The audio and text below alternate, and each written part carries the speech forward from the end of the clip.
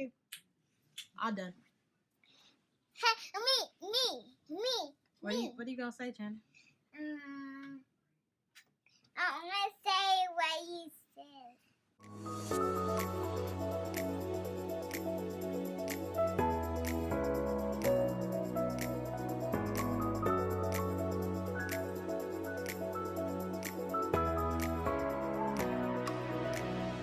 Hey guys, it's Monet with Tick Life, and today I will be talking about the pros and cons to being departmentalized.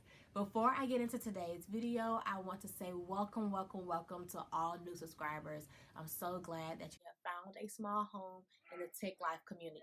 I also want to encourage you to follow me on Tick Life because each week I have a show called The Teacher's Circle. It is live, so guess what? As I am talking to these wonderful teachers, you get to put in your feedback, ask questions, connect to other teachers that are also in the live, and it's just really a great experience. It's only getting better. I have really enjoyed connecting with teachers that I've never met before. I mean, I've talked to teachers in California, New York, Brooklyn, South Carolina. I mean, we're literally just going around the United States, and it's just great. It's so great to hear different experiences and get different perspectives and opinions on hot topics in education. So make sure you follow me at tick_life on Instagram. Now, all of that is out the way, so we can go ahead and get into today's video. I do want to mention it is summer. I live with my two parents and I live with my two children. So if you hear noise, I deeply apologize. I can't always empty the nest. So thank you for hanging on in there with me. So let's jump into today's video. I want to start by sharing that for a majority of my experience in education, I have been departmentalized. Out of my 5 years in the classroom, I was only self-contained 1.5 years, I want to say. So just reflecting on my experience in being self-contained and being departmentalized, I want to show you just the big differences and the tips that I had to pick up along the way. So if you don't know, I have always been upper grades. I have taught 3rd, 4th, 5th, and 6th. This upcoming year, I will be doing 5th and 6th grade English and social studies. Some type of way, I am always an English teacher. From my very first year of being hired, I have always been an English teacher. I don't know if it's because of my mom, who just retired with 34 years as an English teacher. And my dad did geography before going into counseling, so I don't know. Like, I have no clue what labels me as just this English person. But I will say I am definitely passionate about language arts. So yeah, reading language arts. I'm very passionate about that. So I like that over time, I've just gotten better and better inside of my craft. Do not get me wrong, I am still learning more and more about different strategies, different authors, different texts, different websites and tools. Like, each year I'm finding new ways to present these standards to my students. So by no way, shape, or form am I an ELA guru.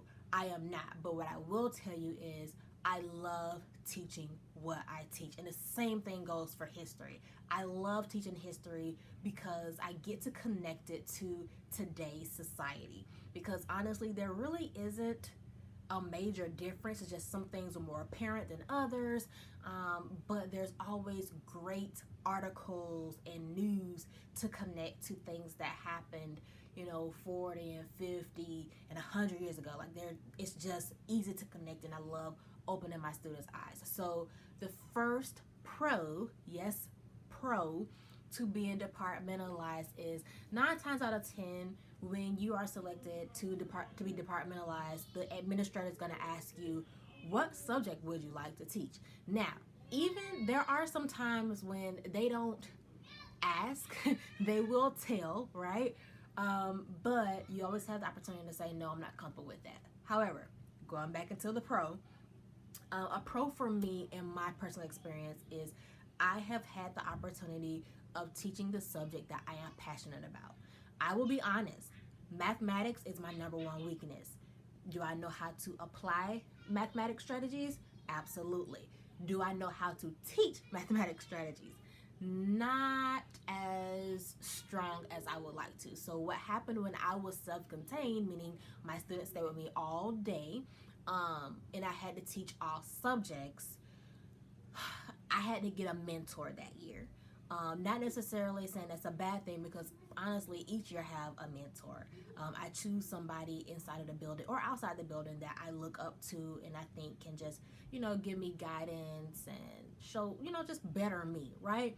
But this particular year, I strategically chose another teacher in the building that was phenomenal when it came to growing students in mathematics. And so what she did almost every day, except for Fridays, but some Fridays we did stay.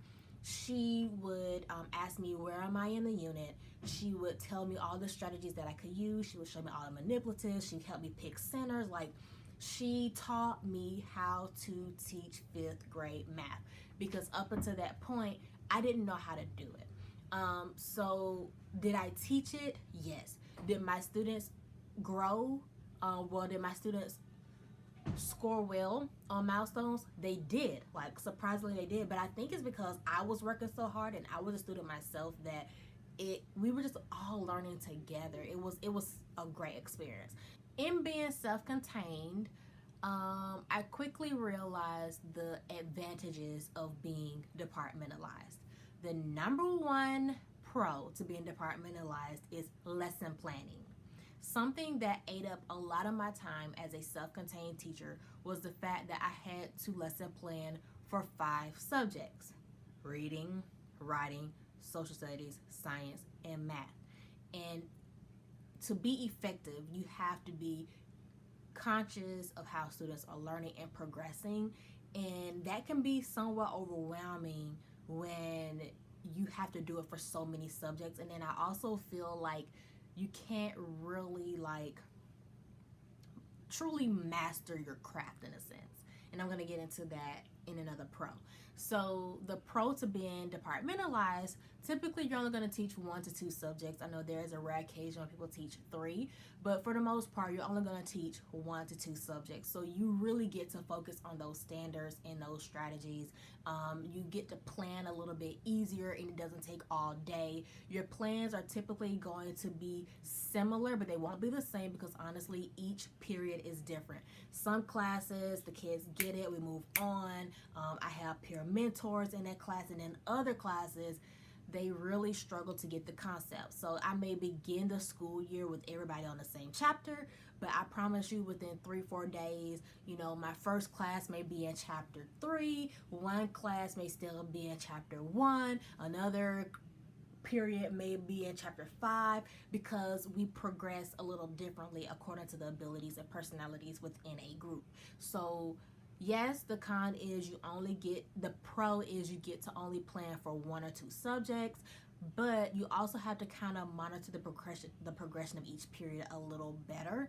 And I will always strive to keep them as close together as possible. Second pro, I love that, the first period can be a little rocky because you're showing the PowerPoint for the first time. Of course, you looked at it before showing it, but you're showing the PowerPoint for the first time, you're doing a warm-up for the first time, but by the time you get that 3rd, 4th group and you have that groove, it's like the day flies by. Like, each period you get better. I will be honest, my lunch period was a little iffy for a little while because I found myself starting out energized, more energized, and then crashing towards the end of the day. So sometimes my 4th period, my 4th period, I would be like, oh my God, I'm so tired, da, da, da, da, da, da. But once I realized that my energy level was doing that, I found ways to just extend that energy out. So I'm pretty sure secondary teachers can relate to that. Lower grade, elementary, maybe not so much, but I mean, think about it. Even in your own class, even if you're self-contained, after lunch or at the end of the day, you have those periods where you just want to sit down and the student is like, are we gonna do so and so, or can we do so and so? Sure, sure. You know what I'm saying? So yeah, with like I said, the pro is that you get to excuse me. So the pro again is that you get to kind of get better as the day and the year goes by. The third pro, and as you see, I'm kind of like stating the pro and then putting the con, but don't worry, I'm going to specifically get to some cons in a little bit. But the third pro is that you only see certain students, and I'm sorry if this offends anybody because I'm not trying to be offensive, but I like that I get to see a lot of students, because when I was self-contained, um, there were moments when some of my harder students, they really kind of pulled on me, and this wasn't every day. I'm not saying that I just had horrible students that I didn't like. I'm not saying that at all, but I remember I did have a challenging student, and so everything was cool until about December, January time, and then I was like, oh my god, if he talks back to me one more time, I'm just gonna blow my lid. So I think when you're self-contained, you don't really get that breather. You have to take it. Like, I'm gonna step out, I'm gonna remove myself, I'm gonna get myself together, because the kid can't leave. They're in your homeroom, they're in your class all day. You see them every day. However, when you are departmentalized, and again, I'm not trying to offend anybody, I'm just sharing from my experience. From my experience, when you are departmentalized, you only had, the most I've ever had was an hour. I had the class for an hour. And after that hour, that student was somewhere else. And I'm not trying to be funny because, again, I'm not saying that I just have horrible students that I don't want to see or that I don't know how to deal with horrible students, because honestly, the students that act out the most, as we know, need you the most. So I'm not saying that I don't strive to have positive relationships or anything like that. That's not what I said. Don't take it there. All I'm saying is you automatically get that reset. Okay? So that's what I like about being departmentalized. That was pro 3. The fourth pro is, like I said before, with 1, you really get to master your craft. Because this is the only subject that you plan for, it's your only focus. You really get to really just dive head in and say to yourself, how far can I really take this? And hopefully you're departmentalized in a subject that you're confident and comfortable with, because it just makes it even better. Like, you literally get to wake up and go teach what you love, and because you're passionate, it's contagious, and those students become passionate once they leave you. You know, so that's the biggest pro for me.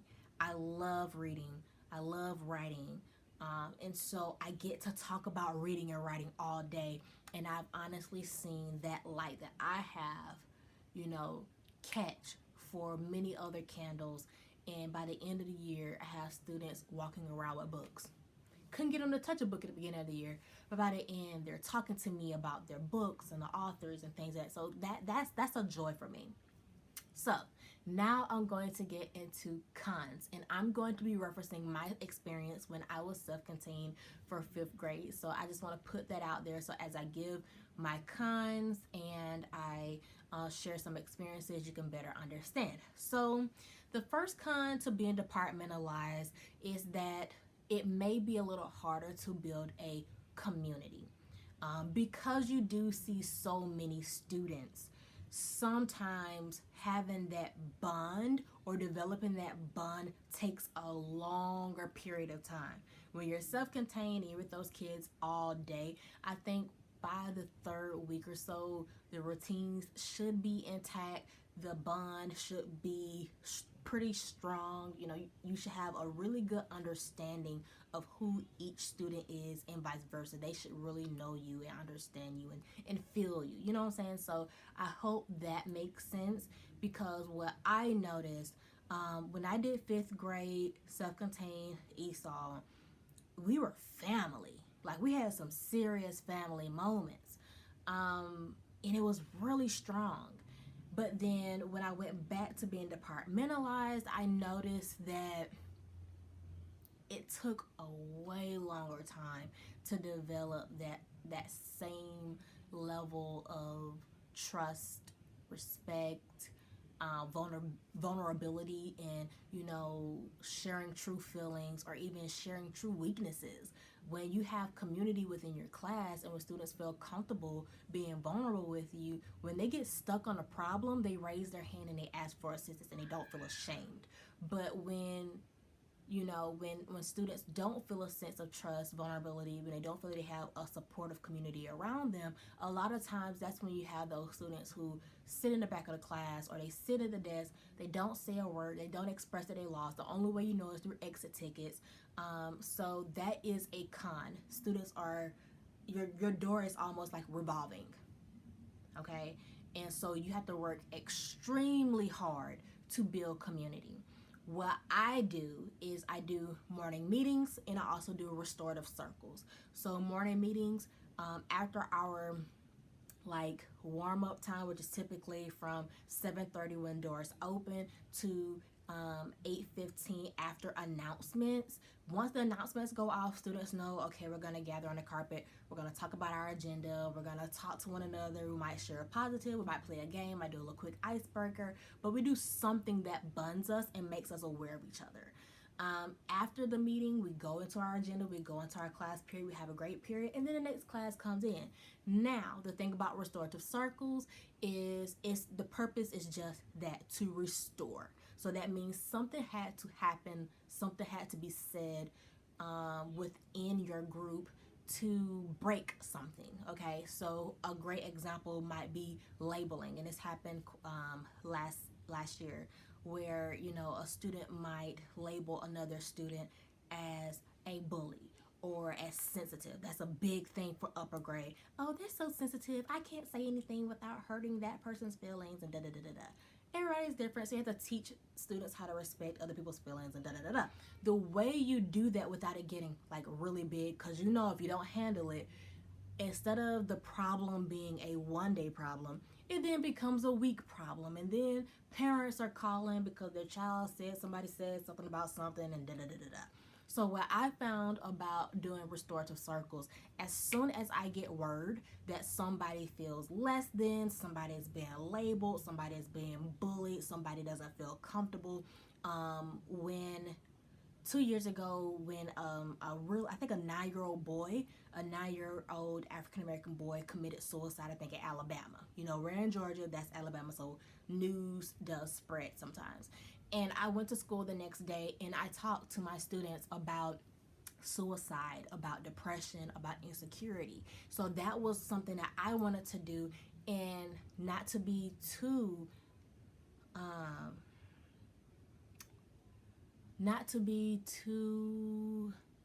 forward. I don't know if that's the word. I'm sorry. It may look like it's early, but it's actually, I think, 12 o'clock. But not to be too out there. In that circle, I overheard a little boy say, I feel that way. And I did not put him on blast within the circle. I waited till students went to recess. I put him to the side and I was like, hey, during the circle we was talking about that young boy that committed suicide, da, da, da, and you said you felt that way. You want to talk about it? You want to tell me a little bit more about it?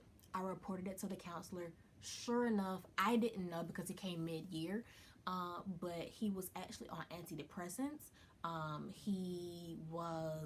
There was something in his 504 that said to monitor him for A, B, and C. He couldn't do A, B, and C, and these are things I did not know.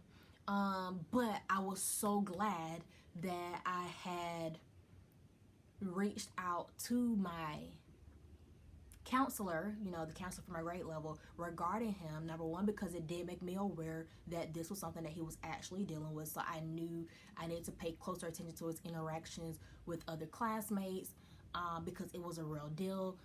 His parents did take him to the doctor to kind of check up on his medications to see if anything was going on with medication. So it really pays off to go into those circles and to restore bonds and trust, and to really put feelings out there. Yeah, you may have a group of students that are really mad about something. Okay, guys, this is the time. I want you to shout. I want you to yell. I want you to cry. And then when that circle is over, kids feel relieved. They feel like their voice has been heard. And now they go from hurting to healing. So that is like the purpose of restorative circles. So I like that I've discovered a way to make us closer even though we move so much. Another con that I can think about with being departmentalized is paper. Okay, grading. As an English teacher, my students, they write in their journals, they write essays, they complete exit tickets. I am the reading teacher. Okay, so I have not gone paperless this year. I am striving to do the Google Classroom so that I can have more things be digital. But I'm just being honest. I get a lot of paper because I have to print these texts in their front and back. Sometimes they're front and back 2 times. Like, look, I get a lot of papers. I have to, grade them and yeah. So instead of having 28, 30 students, I have 100, 150. I think the most I've ever had is like 175. But that's a lot of papers, okay? And that's a lot of data to interpret. So I'll leave that there. So that is a con. The pro to being self-contained is that you only have 27. But I thought about it another way. When I was teaching 5 subjects, that was a lot of paper because you're getting paper from all subjects. So either way is about the same, but I'm just being honest. 175 kids is overwhelming. But the third con to being departmentalized is running out of time. You only get to have your group of students or your period for a set amount of time before you run into the next teacher's time. And it's really important that you master your structure, your class structure, so that no matter what, there's an ending point. Now, do not get me wrong. There are instances where I have run over, and I think anybody that's departmentalized, there are moments when you do run over, probably more so in elementary than secondary because, secondary, they have bells. Elementary, you're not really going to have bells. You just have an agreement between your team, and everybody tries to honor that team because just like how you need to give an exam, they need to give an exam. Just how you need to do a project, they need to do a project. But there have been times when I have run over or I needed more time to complete something and I didn't have it. The great thing about being self-contained is, let's say your reading lesson goes over, it's no big deal. Just push over your next thing. Now, you can't do that all the time, but when necessary, you have that option. Just like if you want to do centers, like I've seen people kind of like integrate certain subject through text for centers. So they kind of did reading centers at different time periods in a sense because it's still kind of connected to their science topics and social studies topics. That's wonderful. I can't do that. I have to have my work plan time during my period because if I say, hey, can I keep Jimmy today for an extra 20 minutes? He's losing 20 minutes of math. He's losing 20 minutes of science. And so I don't want him to be behind in the other person's class. It's just, yeah, it's a juggling game. And yeah, you definitely have to learn the art of time management or else it can really hurt the student and the team that you're on. So I gave 3 pros and I gave 3 cons. Now I just want to give some quick tips. Number 1, it relates to what I just said, have time management. Do whatever you need to do to remind yourself, this is when my class period starts, this is when my class period ends. That is the best way to sustain a healthy team. That goes into my second tip. You need to have a really good relationship with your teammates. You all need to be on the same page. And I promise you, I am not exaggerating. You can ask as many teachers as you want about this, but the cold-hearted truth about the situation is you're only as strong as your team. If one person on your team is weak in communication, is weak in classroom management, is weak in time management, it affects everybody. The best teams that I have been on, I had a great grade chair who practiced awesome communication. We did everything together regarding planning. We did everything together in regards to handling parents and student situations. So nobody was just ever out there. Because let me tell you, what students will do, they will play you against each other. I want to go to the bathroom. You can't go during instruction. Well, Miss Smith let me go during instruction. Here comes a parent. Why do you give homework but so and so don't give homework? Why do you let my child go to the bathroom but so and so don't let me go to the bathroom? Like parents and parents and students, they will try to play you guys against each other. So what has happened for me and my experience in those teams where we said these are our grade level rules, this is our grade level schedule, this is what students can do, this is what students can't do. When a parent requests a phone conference, we're all in attendance for that phone conference. When a parent requests a conference, we're all at that conference. When administration requires a meeting, we're all in that meeting. We sit together. Like, it may seem like, oh my God, you have to do everything together, but I promise you, it saved a lot of problems and time with resolving things, because nobody could say why you do and what she do, because we all did the same thing. We all did the same thing. So that is my greatest tip. Work as a team. Help each other. Okay? My third tip would be to keep really good record of where exactly you're ending each period, because there were times when, like I was saying, with like doing novel studies, one class was on one chapter, the other was on the other. So what I found helpful for me, using my teacher notebook, I would just jot down in my calendar, today we stopped on da-da-da for first period, second period we stopped here, and that way I always knew where to pick up. Because honestly, at the end of the day, sometimes you're just fried. So at the end of each period, I literally would just go to my notes section or go to my calendar day, and today is August 15th, so I write blah, blah, blah, blah, blah. You know, like, keep your periods organized and keep good notes on each period, and I promise you will not regret it. No, it is not extra work. It is not extra time. Like, it's almost natural to do that in a sense. I think for me, I was kind of overwhelmed with going from self-contained to being departmentalized again, that I had to kind of find my own class structure, my own routine that just worked for me as a departmentalized teacher. But that is one of the smartest things that I've done outside of using a classroom timer. In my room each year, a timer is my friend. I've used it for building positive relationships with difficult students. A lot of times my difficult students, I give them a task almost like a class manager, because they want to boss people anyway. But I would take my timer, I would set it, and I would say, hey, I only have 15 minutes for the small lesson today. I want you to time it. And I promise you, they looking at you like, okay. Like, they're so engaged because they can't wait to tell you your time is up. You know, so like, I like the timer because it keeps me with a good pace. I don't go over as much. The only time I ask my partner teachers for extra time is in regards to like benchmarks. And typically we're all on the same page about that anyway. So, but for the most part, I do a really great job of respecting everybody's time and making sure I'm not taking students away from other people's classes. So definitely get you a little journal or teacher planner. Write down notes from each period, and get you a timer. Even if you just have the schedule in your phone where you can, plug in the times each day, so that when that alarm goes off, almost like in middle school, when that bell goes off, you're ready to go.